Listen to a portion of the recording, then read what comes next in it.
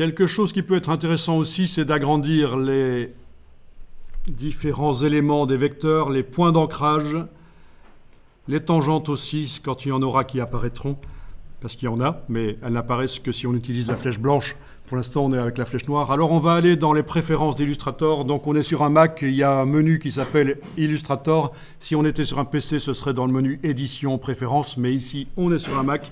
Vous allez dans Illustrator, Préférences, et vous allez chercher Sélection et affichage des points d'ancrage.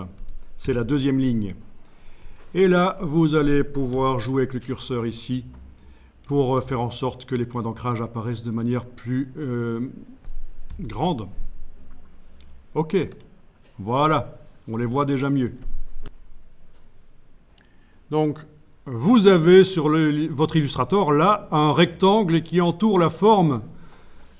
Et moi, je ne l'ai pas. Déjà, ça, vous auriez dû m'interpeller pour me demander comment ça se fait. C'est parce que j'ai réglé l'Illustrator ici différemment. Ce rectangle sert à agrandir la forme, la tourner, etc., à la transformer. Mais j'ai fait en sorte qu'il n'apparaisse plus. Vous allez pouvoir faire la même chose, c'est en allant dans le menu Affichage et vous masquez le cadre de sélection.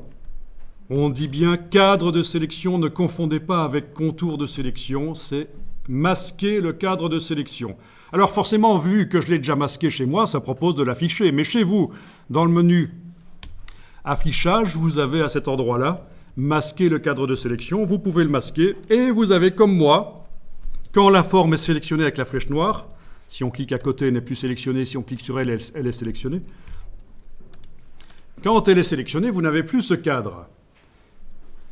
Et donc, ce cadre, il est quand même pratique pour transformer l'image, pour transformer la forme, je veux dire. Mais il suffit d'activer l'outil de transformation manuelle ici et vous le verrez réapparaître, mais uniquement quand vous en avez vraiment besoin.